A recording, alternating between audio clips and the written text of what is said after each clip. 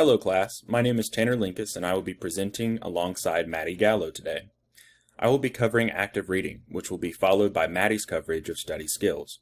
As you will see, these two practices go hand in hand, and it will be difficult to study effectively if you forget what to read. So, to start, let's define active reading. When we read a mystery novel or a Stephen King thriller, we often do so while lounging in an armchair or relaxing at the pool. Active reading, on the other hand, requires us to be alert and prepared to actively engage with the text. This means that we have a pencil and notepaper at the ready so that we can annotate and engage more deeply with the text. You might also print out any online readings so that you can write annotations in the margins. If you are renting a textbook and you don't want to write in it, you can use sticky notes or an annotation journal. Regardless of your method, to read successfully in college, you must read actively rather than passively. Doing so will improve your understanding of the course material, improve your performance on tests by aiding with study, and help you retain information beyond the classroom. The human mind is constantly filtering old information out to take in new information. So, spending more time reading actively will help imprint the information in your memory and make the valuable information you get out of your course last.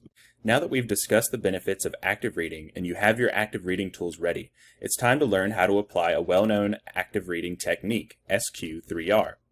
The first step is survey, which has you skim through the text and pay special attention to the first and last sentences of each paragraph. Main ideas, vocabulary words, helpful explanations, lists, graphs, and any formatted text, italics, or bold. Second is question, which requires you to formulate questions about the text after surveying. What is the text about? How does it convey its message? What will you likely learn from reading it? The third step is obvious, but bears further explanation on how you can read effectively. You will read the text carefully and allow for regression if you lose track or get confused. Regression is when you read back over what you just read. It will be helpful if you keep a sheet of paper with defined vocabulary words near you as you read. Another method of effective reading is called the Morse code method, where you draw a dot next to key terms or concepts and a dash next to examples and explanations of the key concepts. This method is extremely useful when you go back over your reading to extract information for studying. The fourth step is called recite. This is where you go back over your questions from earlier and provide the answers you found in the text. This step has you isolate specific information that will be important to memorize. If time permits, rereading the text out loud helps you retain more of what you read. Finally, you review what you've read and written. You'll do this by attempting to answer your questions without referring to the answers you've written. Additionally, practice defining key terms without assistance from the text or your reading annotation sheet. Some more tips on surveying and reading include isolating the thesis statement by bracketing it off from the rest of the text. Ask a few questions related to the thesis that you hope the text will answer. Look out for answers to your questions as you complete the reading step. Tip 2 is extreme, and some students may find it useful to use a highlighter, and it can help you focus as you read. However, if you choose to use a highlighter, you should have a clear set of criteria for using it.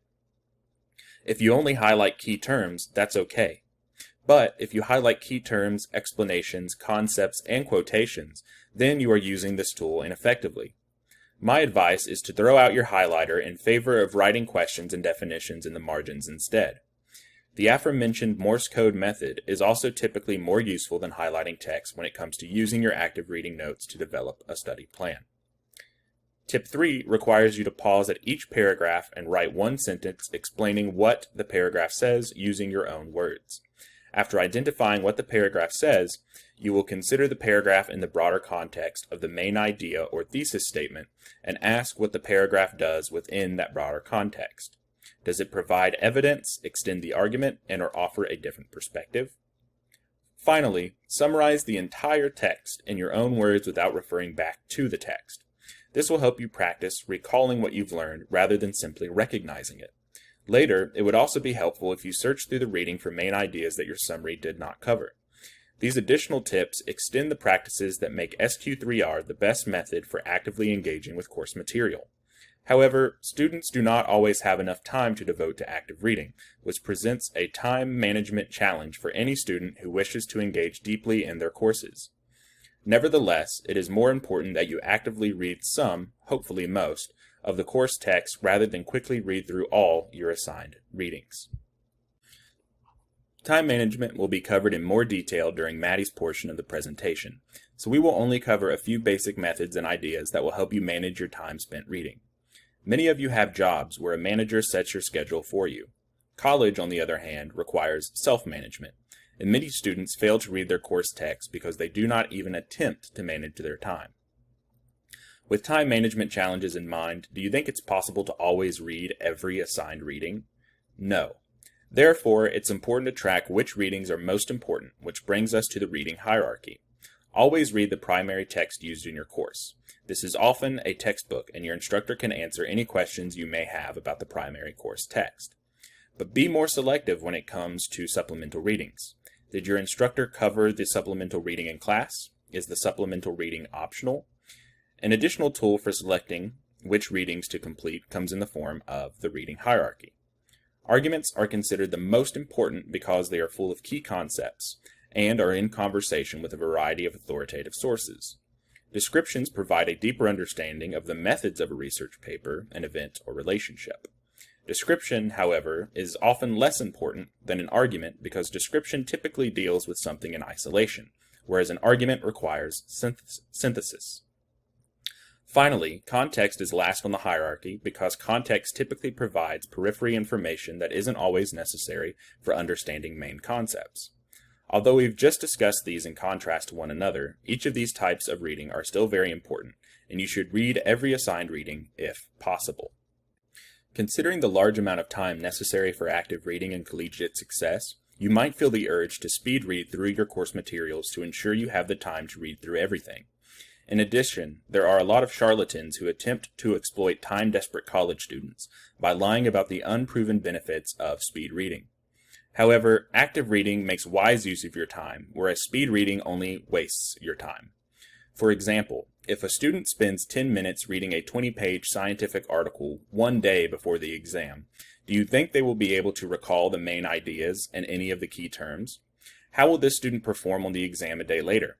How will this student perform on the final exam if this is how they approach the entire course? Compare this student to one who spends 45 minutes following most or all of the SQ3R steps several days before the exam.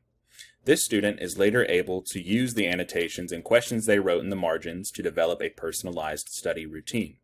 The second student will obviously perform better on the exam and will have established more familiarity with the subject matter. The student who doesn't plan and reads quickly is setting themselves up for failure on the upcoming exam and for failure in their field of study. Many students have found it useful to know their WPM, or how many words per minute you can read. To measure this, time yourself reading a Microsoft Word document for 1 minute. After you finish reading, highlight all of the words you read, and Microsoft should tell you the exact number of words you read in 1 minute. Having a general sense of how long it takes you to read through a text will help you make informed decisions when it comes to managing your reading time. Our discussion so far has been about the benefits of active reading when it comes to academic success and success beyond the classroom. The true goal of actively reading is to become a good reader within your field. Thus, it's important to interrogate what makes a good reader in general as well as within the field of biology. A good reader always has a clear goal in mind before they begin reading. This goal should be something more specific and instructive than finish the reading, because such a lame goal is too focused on seeing course material as something that stands in your way rather than something that helps you grow as a learner. Instead, an effective goal might sound like gain a better understanding of the differences between prokaryotic and eukaryotic cells. Such a goal is something that you can reflect on after reading by questioning why you were able to meet your goal or why you did not meet your goal. Good readers also construct the meaning they derive from the text in their own words. They follow up by revising the meaning they derived if parts are inaccurate. Next, good readers keep prior knowledge in mind when approaching a reading, which assists them in seeing how information in a course fits together. Good readers also take frequent breaks to digest the information in a text. During this break, a good reader might pose questions, evaluate the information in the text, define unknown terms, or take a few minutes to relax their brain. These breaks are also used by good readers to revise their approach to the text. For example, if the text has a lot of familiar information, then a good reader would quickly read through the rest before spending more time on another reading assignment. Oppositely, If a text is very dense and full of new vocabulary words, a good reader will spend some time scanning the text for such words so that they can define them before continuing. Additionally, this reader might also draw connections between new vocabulary words if such connections are described by the author. This second strategy helps you retain the meaning and context of new words. Finally, sometimes we are our own worst enemy. So, if you find yourself spending time dreading all the reading you have to do, then there's a helpful acronym used universally by good readers. SCAR, S-C-A-R. Stop complaining and read. The field of biology has a language all its own, so it will be important to constantly define words and place them in the context in which they are used. Biology texts are often dense and best approached in an environment with few distractions. Some students may find it useful to listen to music as they read, while others might prefer absolute silence. Whatever works for you, find a comfortable place where you can maximize your focus. Sometimes a favored reading spot becomes distracting, so it's important to notice if you are getting distracted and seek a new spot if this occurs. Next, many textbooks will have helpful learning tools, such as questions at the end of the chapter. If your textbook has any kind of learning tools, use them. Now, biology is a content-dense field, meaning you have a lot to learn. To help manage your busy schedule, it is important to read ahead when it's possible to do so. Holiday breaks and low-intensity weeks can help you rest in preparation for the weeks ahead, but this time can also be used to get a jump start and avoid some of the stress that comes with busier weeks. Finally, college can make you feel isolated, especially when you are reading actively and frequently. Setting up a reading group with your classmates can help you evaluate your understanding, give and receive feedback, share study materials, and make the experience of actively reading pro-social. One effective app for connecting to your classmates is GroupMe. You can create a unique GroupMe for your class and use it to schedule readings and connect, even when you can't connect in person. If you choose to create a GroupMe, or perhaps a Discord, ensure that the atmosphere of your group stays inclusive and professional. It may be helpful to set clear community guidelines to ensure everyone is learning in a safe environment. One effective method is to review your course student conduct policy when setting up rules for your reading community. That's all for active reading. Let's go to Maddie to see how to develop the study skills you'll need for success in your courses. Thank you for that valuable information, Tanner. Now that we have discussed tools for close reading, we can look at how to develop proper studying skills. Some might believe that close reading is enough to prepare a student well for a project or an exam. But studying material encompasses more than reading your textbook and note-taking. While there might be a lucky few who can memorize material after a first read or listen, many of us need to learn effective studying tips to implement into our everyday schedules. In fact, memorization is not generally enough to excel anyway. It's good to think of studying as its own course in which you must prepare, practice, and personalize your skill set to succeed. As we mentioned earlier in the presentation, we know that students have more on their plates than just their college classes. Doing well in school does not mean you have to sacrifice your social life, efficiency at your job, or other activities. Preparing a manageable schedule plays a key role in studying. At the start of each semester, you should purchase a planner or calendar. You can also use the calendar or planner apps on your phone, but remember that phones can be a major source of distraction, so you might be better off relying on an old-fashioned paper planner. Think of your planner as a guide for your semester. Let's look at some tips for making the best use of this invaluable tool. First, always keep your planner handy. Simply having the planner is not enough if you shove it into a dark corner of your closet and never use it. Whether it's on your phone or in your school bag, your planner should be close by. Write down important due dates as soon as your instructor provides them to you. If major essays and projects are included on the syllabus on day 1, go ahead and mark them in your calendar. Don't wait until the last minute, because doing so early will allow you to see how much time you have to complete each assignment. Rely on color coordination for different courses so you won't be confused and mix up due dates. And be consistent. Reserve certain days of the week for specific activities. For example, every Sunday can be dedicated to planning out the following week. Mondays can be for completing biology work, Tuesdays for English, and so on. You might discover you have more to do in one week than is possible for your time availability, in which case you may have to make decisions about the material that deserves more attention that week. If you schedule ahead, you can space out tasks more evenly so that one week doesn't have a higher workload than another. Be sure to schedule fun activities as well. High-quality mental health is important for success in all facets of life, including academics, and the chances are that your study skills will suffer if school and work are all you think about 24/7. Give yourself room to breathe and be human. The top reason why planning out your schedule is vital is because it allows you to distribute your studying across days, rather than cramming everything into the night before the big test. While cramming can be a useful way to refamiliarize yourself with material quickly, it is not the most productive way to understand material in depth. If you don't truly understand something, you are less likely to perform well on an exam, no matter what you've read or memorized.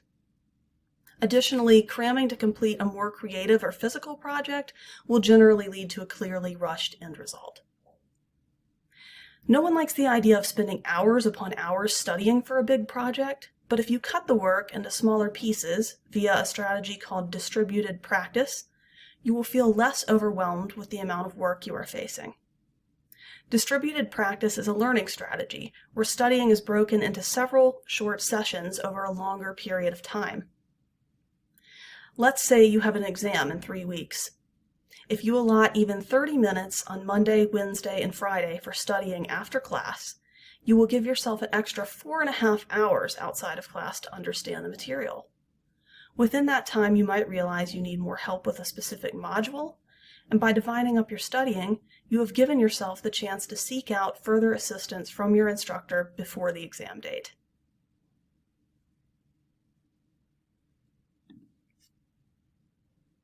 Now that we've discussed methods for scheduling studying, let's take a moment to analyze what studying really looks like in practice. The study cycle, developed by Frank Christ at the LSU Center for Academic Success and advanced by Sandra McGuire in her book Teach Yourself How to Learn, is a 5-step guide designed to help students apply effective studying into their everyday lives. You might not find every step essential to your own study methods, but the cycle provides a basic universal guideline for students. The first step is preview. Look over any materials provided before class. Check the syllabus and Canvas page. Knowing the information covered in class, if given to you, helps you contextualize it and prepare questions. Look to see if your instructor posts PowerPoint slides or study guides. It may seem obvious, but many students make the mistake of believing they can do well simply by reviewing materials and skipping out on attending class. Alternatively, simply sitting in class is not enough to succeed either. You must be actively engaged, listening and participating to retain information and take notes in a way that makes sense to you. Class time also allows you a chance to see your instructor's teaching style and learn expectations for exams and assignments. You can study much better for a test if you know what the format will be, so ask questions. Some good questions to ask include, is the exam multiple choice or is it fill in the blank? What do I need to bring for the exam? Is the assignment on paper or online? Is it timed? Next comes review. Immediately after class is a good time to look over your notes and make sure you are actually comprehending the material. Reviewing a subject while it's still fresh can help you identify weak spots where you might need more help. And it will also allow you to ask better questions for the next class. All of the above steps we can consider pre-studying. Once you have scheduled your time, previewed material, attended class, and reviewed, it is time to begin the work of studying. Remember to use active learning techniques that require you to put significant effort into learning material. Active studying methods include creating flashcards, which you can do on index cards or digitally via websites like Quizlet, You can also create more advanced quizzes for yourself that might help you anticipate the kinds of questions your instructor will ask.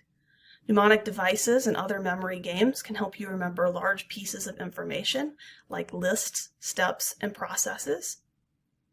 For major essays and writing assignments, you might find drawing concept maps or outlines to plan your paragraphs useful.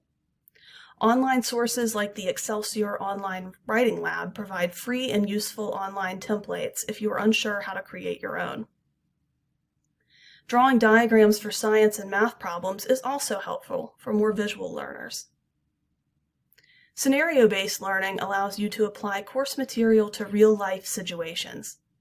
If you are having trouble comprehending how information might be useful, see if you can create a hypothetical situation in which a subject-specific problem arises in your life and you must solve it.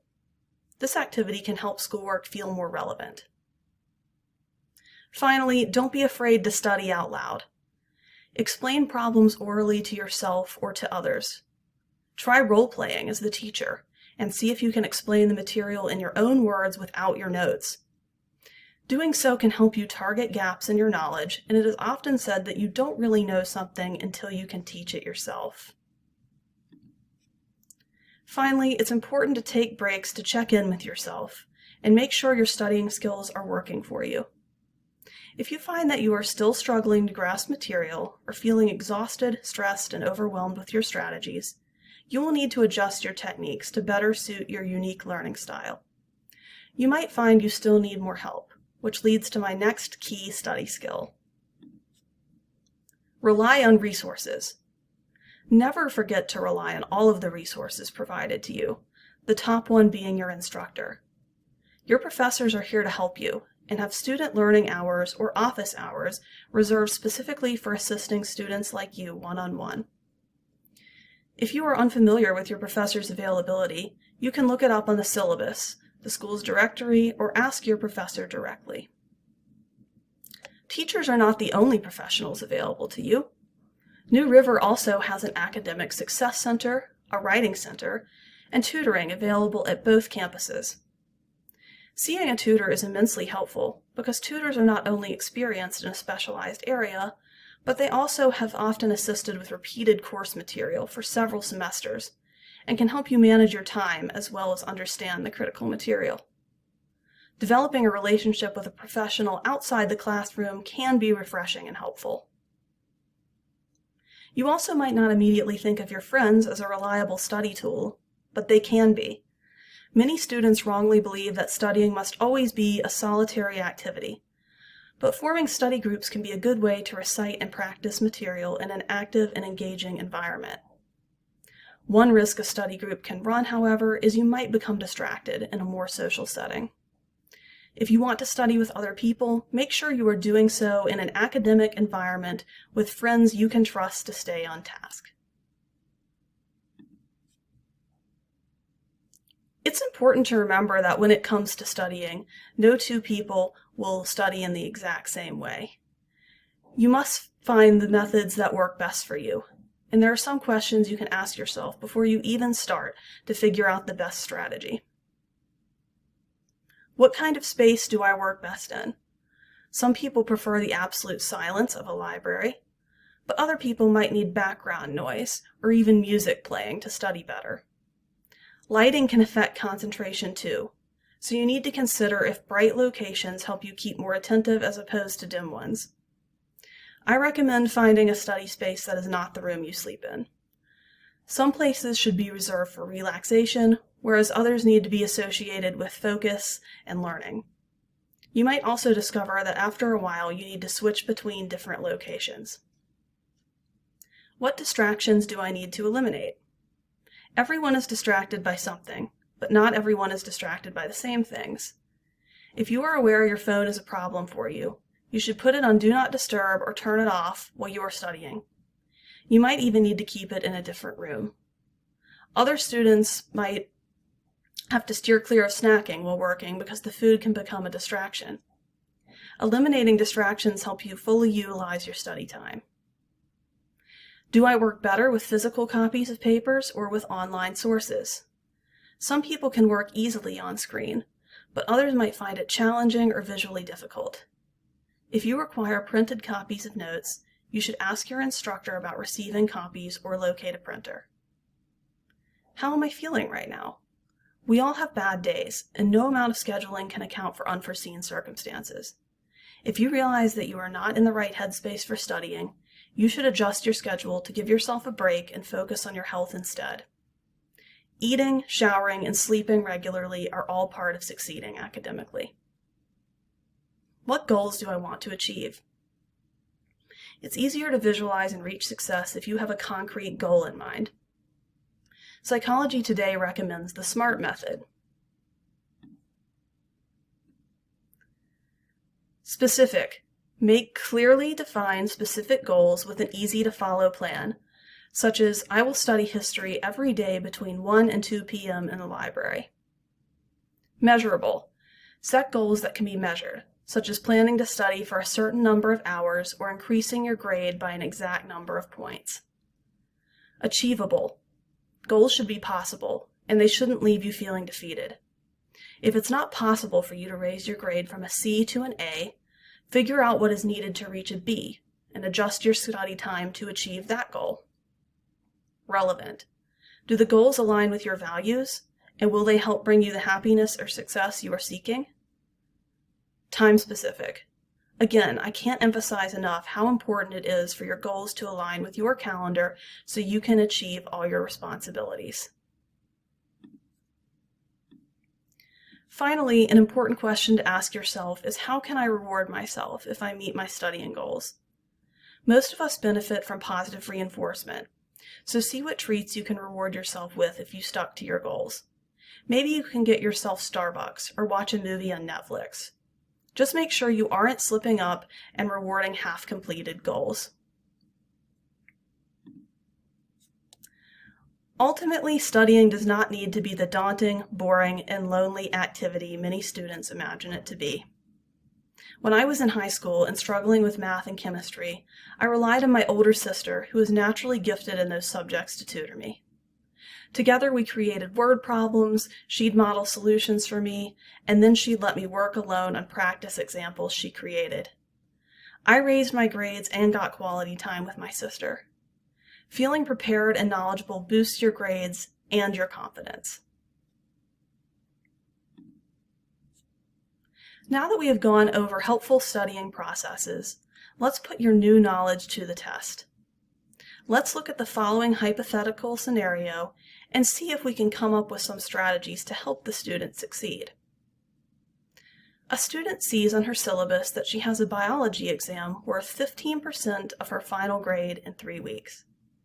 She is also taking 3 other courses and works a part-time job. She knows biology is not her strongest subject. What are some study approaches she might employ to increase her chances of success on the exam? I recommend at this point you pause the video and try to recall and brainstorm some of the strategies we discussed in this presentation on your own. Give it a shot. Some ideas you might have considered are setting up a planner, studying via distributed practice, engaging in any active studying skills, role-playing the teacher might be one, and relying on outside resources such as getting a tutor for help. Please return to this video if you need reminders on close reading and study skills in the future. Thanks for watching.